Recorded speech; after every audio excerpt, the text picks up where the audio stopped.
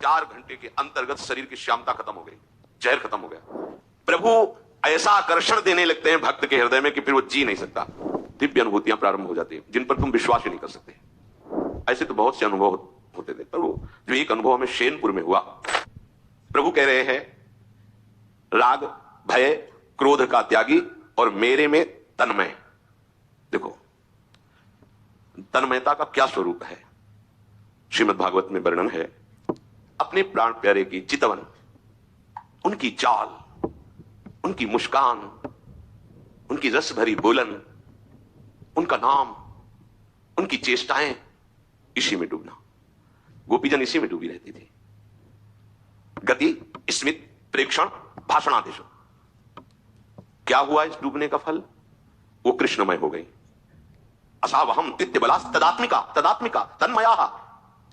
वो भूल गई कि मैं अमुक नामधारी हूं, कृष्णोहम, मैं श्री कृष्ण हूं।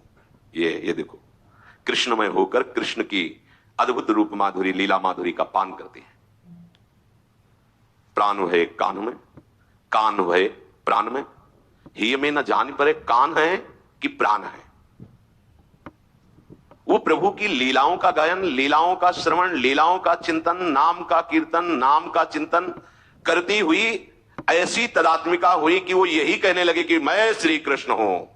ये स्थिति, इसी के प्रवाह में वो लीला में डूबती। चिदानंद में लीला इसी के बाद प्रकट होती। किशोरी महात्मानम किमिश्व कुमारी नुकले।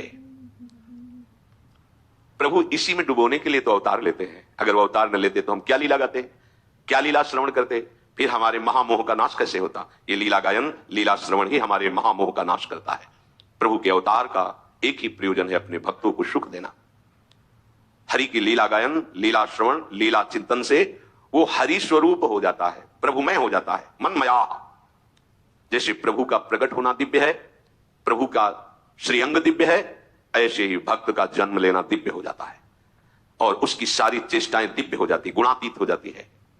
जो प्रभु की लीला गायन, लीला श्रवण, लीला चिंतन, नाम कीर्तन, नाम जप आदि निरंतर इसी में तन्मय रहता है। ये आपको समय मिला है, बढ़िया सौभाग्य मिला है।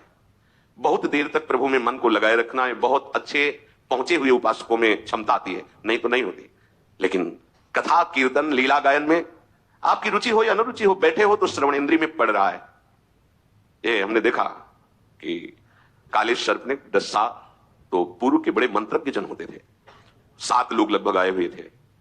और जिस समय से सर्प का जहर चढ़ना प्रारंभ हुआ था, श्यामता छाने लगी थी शरीर में। हम बालक ही थे उस समय, तो नीम के लछुए से लेके और वो मंत्र बोलते थे। अपने लोग के कोई नहीं समझ पा रहे थे क्या बोल रहे हो, ऐसे बड़बड़ाता जैसे, ऐसे शब्दों की कोई शब्दों का ज्ञान नहीं होता था कि बोल क्या रहे। पर जो ही मंत्र पूरा होता तो उसमें से लहरें आती। 4 घंटे के अंतर्गत शरीर की श्यामता खत्म हो गई, जहर खत्म हो गया। तो जिसको सर्प काटा था कुछ जान तो रहा नहीं ना कि क्या बोल रहा है, लेकिन प्रभाव तो पड़ रहा है ना, उसका विष उतर रहा है, उतरा। ये किसी के प्रमाण की जरूरत नहीं, खुद हमने देखा है कि और कोई मंत्र काम नहीं करता, ऐसी बात नहीं। पर मंत्र का ज्ञान ही नहीं है तो नाटक से थोड़ी विष उतर जाएगा। मंत्रवेत्ताओं को देखा है, 4 घंटे में फणधारी सर्प के द्वारा काटे हुए शरीर पे विष की श्यामता छा गई थी, सूझन आ गई थी। 4 घंटे में स्वस्थ कर दिया, हमने खुद देखा है।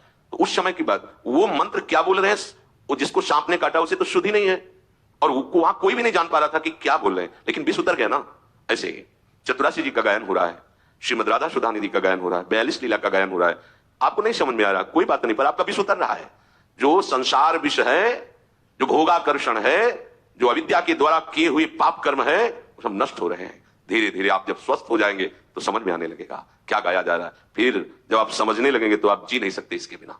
ये मनमया, प्रभु की शरण होकर के प्रभु का जब चिंतन किया जाता है तो शरणागति से सामर्थ्य आती है कि वो निरंतर प्रभु का चिंतन कर सके।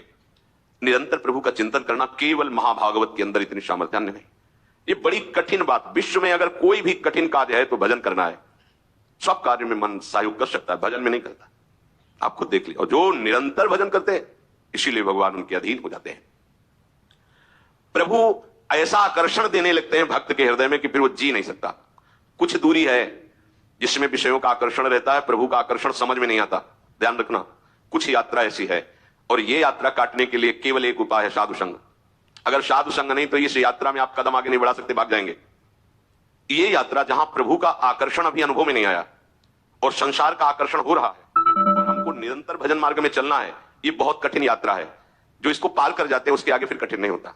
ऐसी मधुर मधुर झांकी, ऐसे दिव्य अनुभव, ऐसा आनंद, उसे समझाना नहीं कि भजन सार वस्तु है, भजन करना, वो भी जी नहीं सकता। उसका रोम रोम रग रग प्रभुमय हो जाता है। पर वहां तक पहुंचने के लिए जो अत्यंत आवश्यक विषय है वो साधु समागम, सत्संग एक बहुत बड़ा अमृत है जो बड़े भाग्यशालियों को पीने को मिलता है। यही सत्संग हमें नवीन उत्साह पैदा करता है। भगवदानंद का अनुभव नहीं, और विषय आकर्षण बहुत जोर का आग लगी हुई है।